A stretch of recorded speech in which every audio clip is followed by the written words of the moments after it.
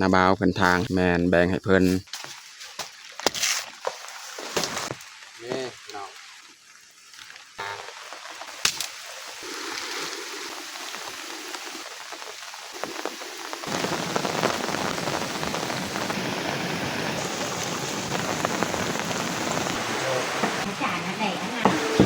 ใส่ปลาแดกอีก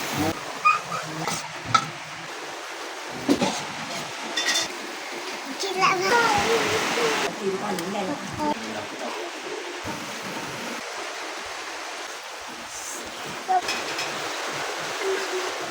อย่าลืมกดไลค์กดแชร์และกดติดตามเด้อพี่น้อง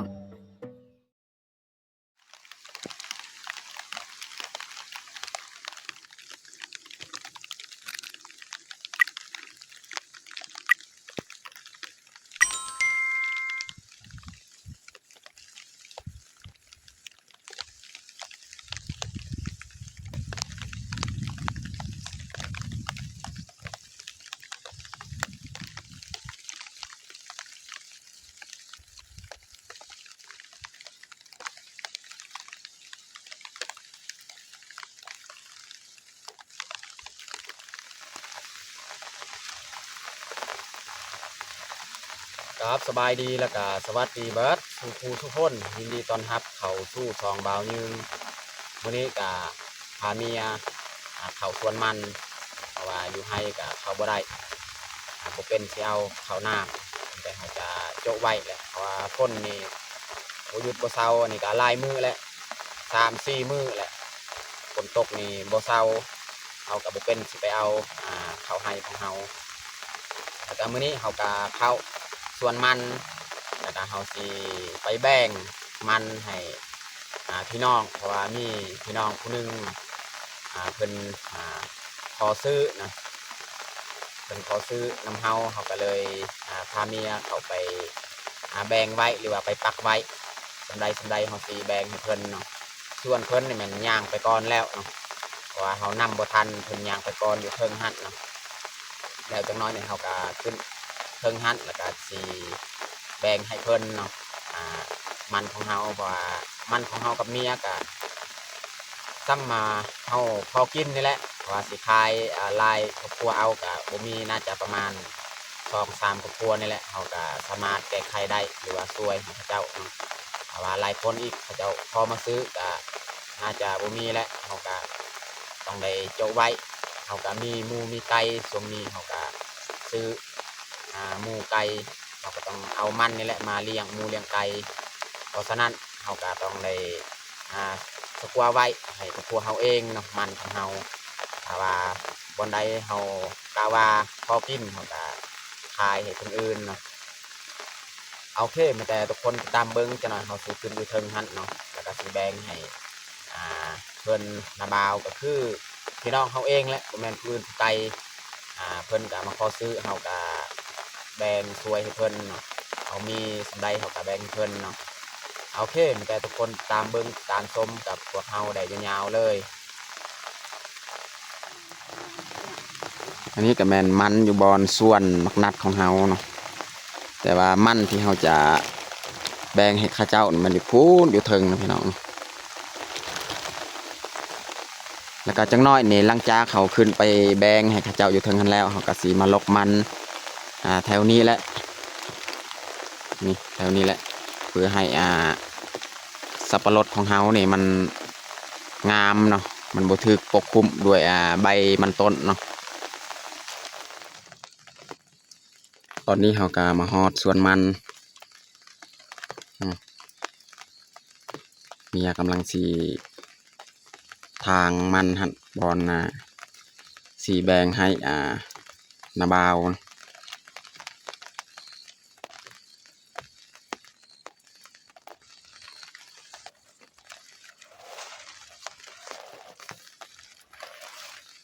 ส่วนฝักเบื้องนี้กับแมนเฮาแบ่งให้คนอื่นแล้วนี่บอลที่เขาเจ้าทางหญ้าแล้วนี่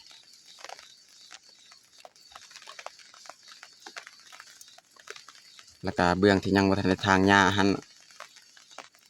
มีสีทางไว้บอลสีแบ่งให้เพิ่น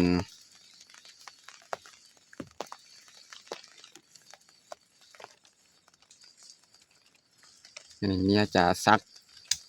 ai ya ya หลักไว้หรือว่าปักหลักไว้ nó cái bằng cái là chả ăn chụp bài chụp chậu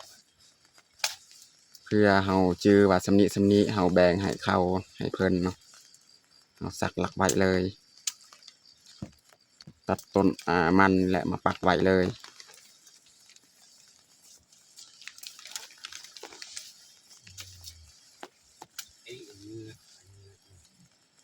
ơi ai ya trời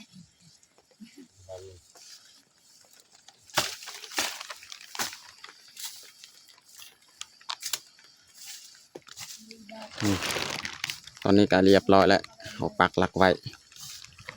ตัวนี้เทิงเลยนี่บอลที่นาบาวเพิ่นทางหันแมนแบ่งให้เพิ่น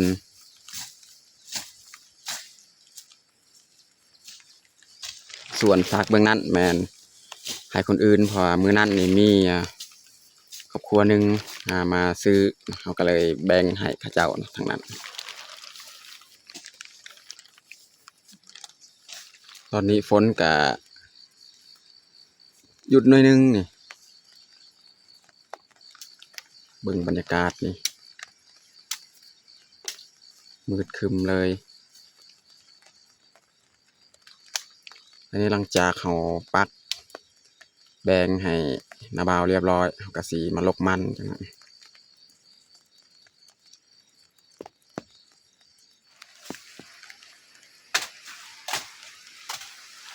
ตอนนี้เขาจะเอากล้วยก้อนเนาะเพราะว่ากล้วยของเขานี่มันสุกแล้วโดนแล้วเขาก็บ่ได้เข้าไปเบิ่งกล้วยในส่วนมัน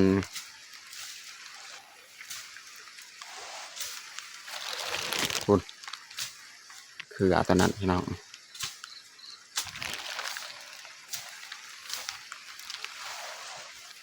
กล้วยอันนี้นี่หอม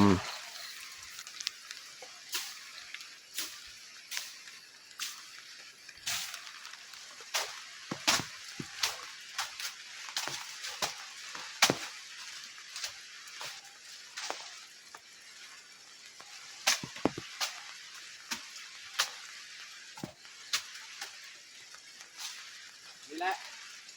ต้นเขาจะเอากล้วย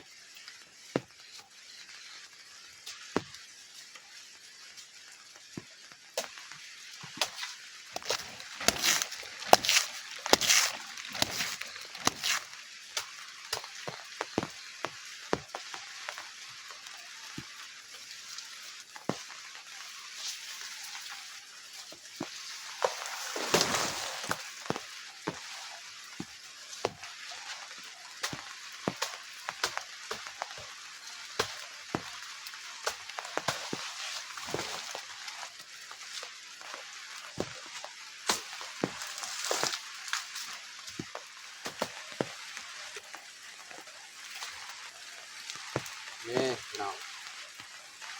มีตัวมากสุกและ2-3 หน่วยกล้วยนี่เป็นกล้วยที่หอมเนาะมากมันจะค่อนข้างน้อยๆสั้นๆนี่ตัวนี้นี่สุกแล้วพอดีแล้วเอามาเอาสำนีเนาะ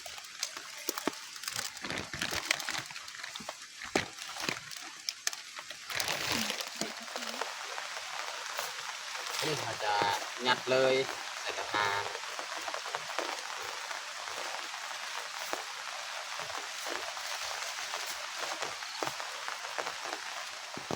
เมียไปทางกล้วยกลุ่มนั้นอีกเนาะดนแล้วก็บริเข้าบริทางเบิงกล้วยนะมันมีมากตัวสุกตัวยังเขาก็บริเข้าดนละอันนี้เขาจะทางหอบต้นของมัน ตอนนี้เขากระสีกลับไปลกมัน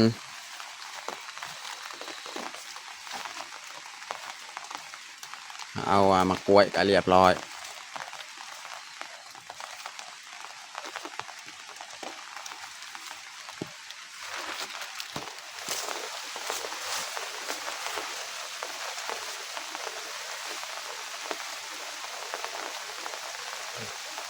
จะลกมันนั่นแหละต้นกระไงมัน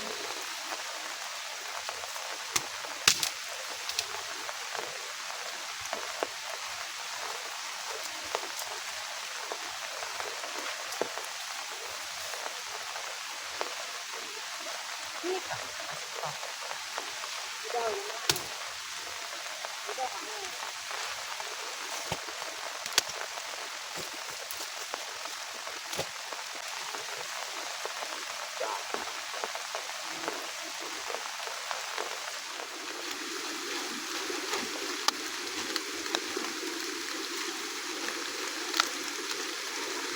โอ้น้องเอ้ยเสียดายนี่สับปะรดของเฮากะถอนออกเบิด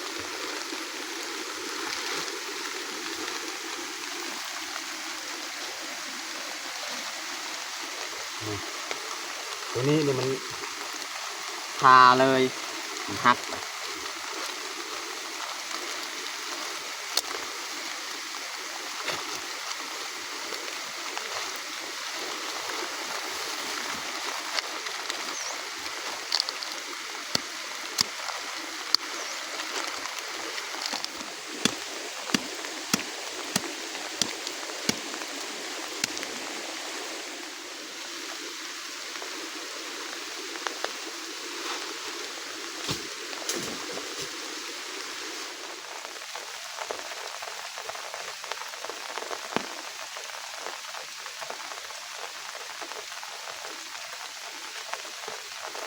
เนี่ยจะขุดเอามันที่มันคาเนี่ยมันหักมันคาเลยเสียดายต้องไปขุดเอา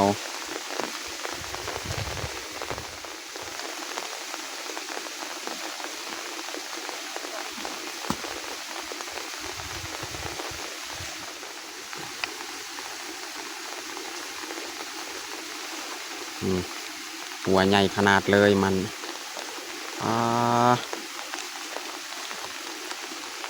ได้2-3 โลหัวหนึ่ง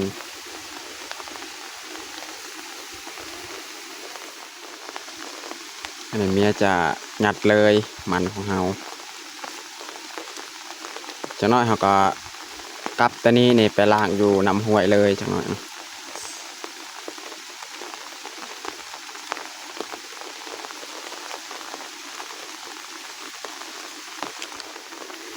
ฟังงาน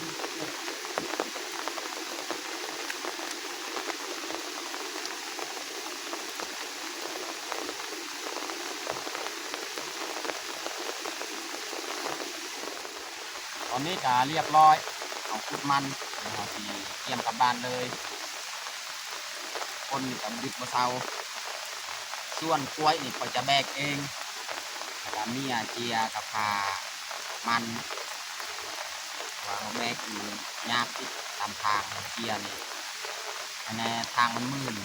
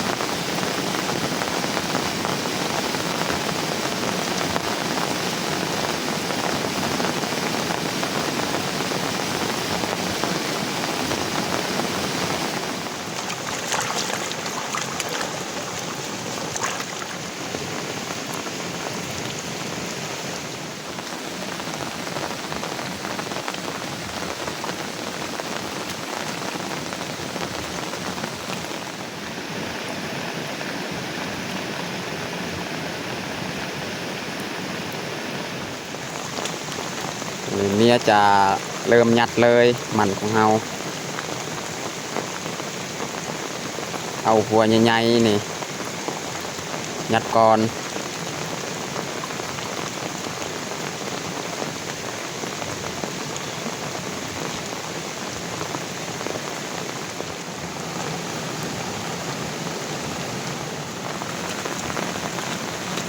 โอเคตอนนี้ก็เรียบร้อยล้างมัน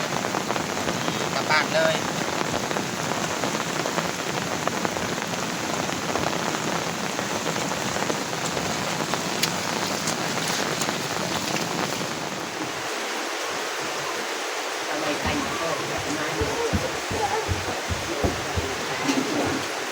ตอนนี้เขากามาฮอดบ้านที่มาเป็นอาหารเที่ยงกินมีอาหารการกินพี่น้องที่เอามาคึกนี่แหละมาแกง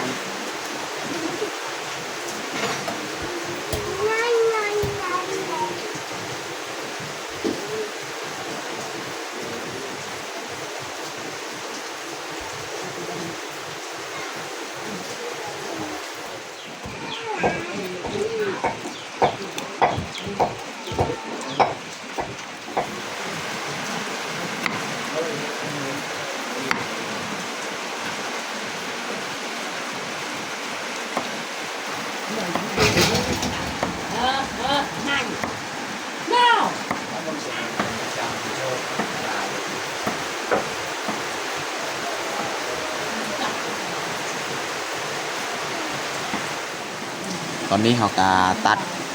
มังอึของเขากาเรียบร้อยพี่น้อง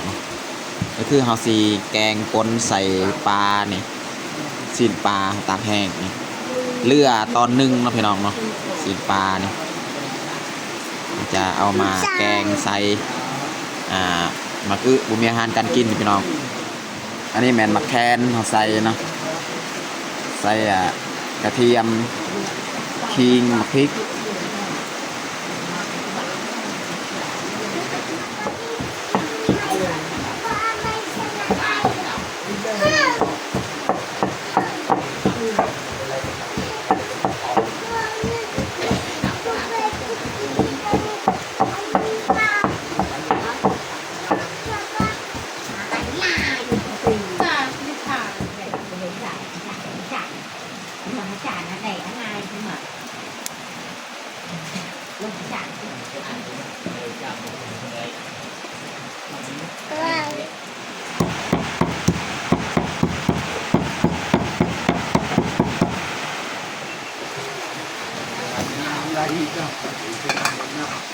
น้ำพดมันเขาจะใส่พริกกระเทียมมะแคนตำขิงสิไทยใส่ปลาของเรา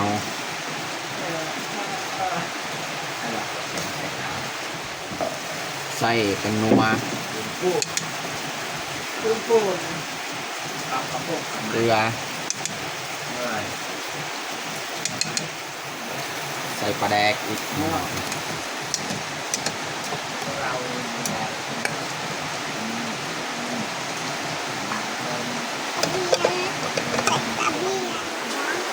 มันจะใส่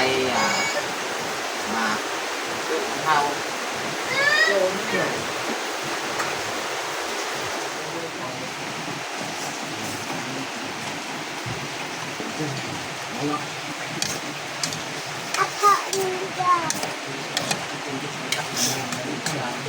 น้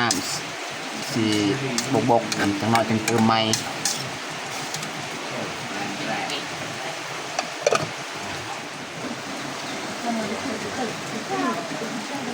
นี่แมนซีเยืองพี่น้อง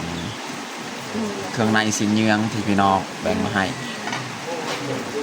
อาหารเช้าเขาสีอุ่นไม่อีกจังเลยเนาะเครื่องในเยืองเนาะเมียจะตำพริกกระเทียมอีกเนาะสีอ้อไม่อีกใส่เครื่องหอมไม่อีกอาหารเช้า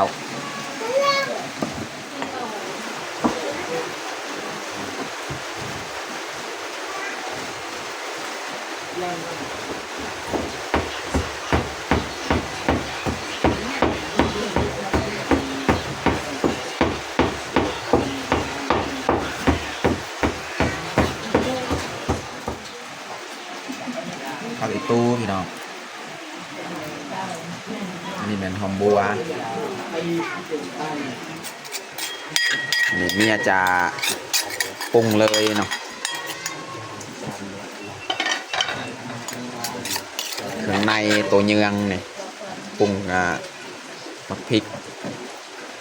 เป็นหอมอันใหม่นะพี่น้องเนาะบ่แม่นอาหารของเฮานี่ของเขาแบ่งมาให้อันนี้เขาจะปรุงใหม่อีกกะเอาะจังหน่อยเอาออกใหม่อุ่นใหม่ใส่ข่าใส่ขิงใส่พริกอีกเติม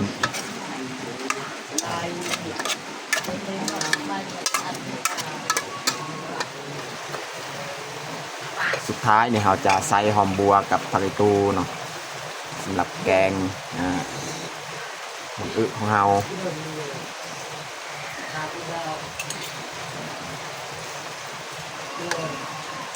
มาเรียบร้อยพี่น้องเนาะ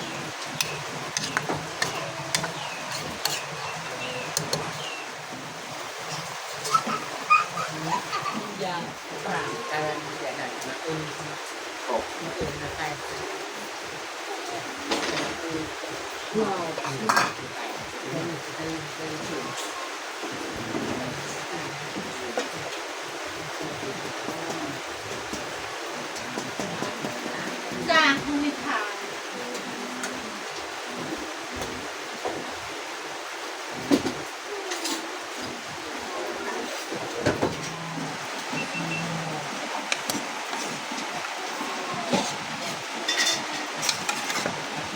สดน้ำพี่น้องแกงมักอึใส่ปลาแห้ง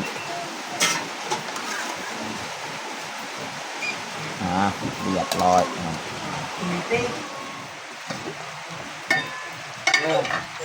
นี่แหละเพราะเครื่องในตัวเยืองสุกเรียบร้อยแล้วเมียออก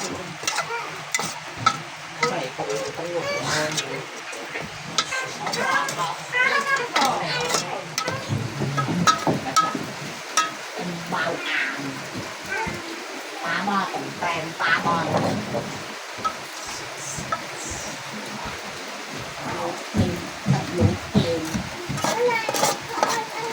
โอ้หอมพี่น้องหอมขี้เกียจเครื่องในเยือง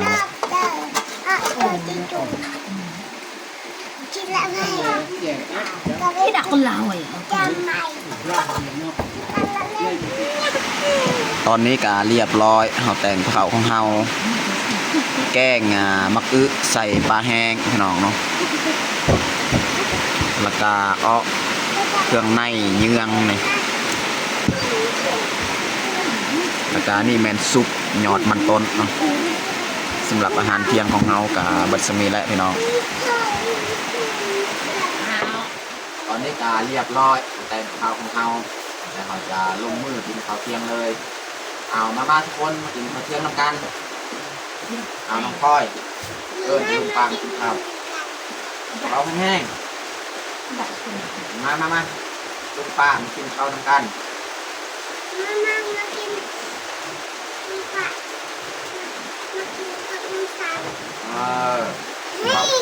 เราคอยแท้จ้า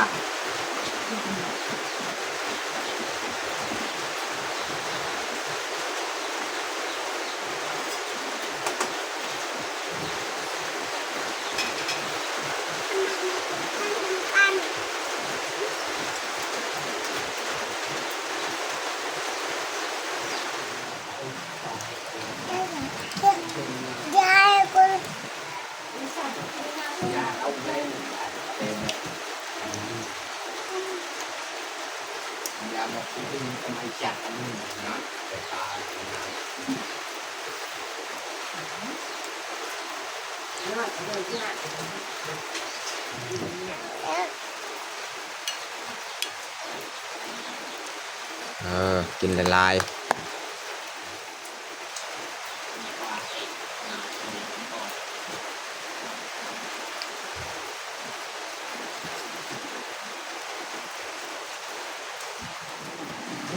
là tìm con những này là này conเป็นเรียนเรียนคนน่าเอาไปตัดสินแล้วพูดกันอะไรที่อะไรน่ะดอกนกเป็นกระแสเลือดอันดอกไทย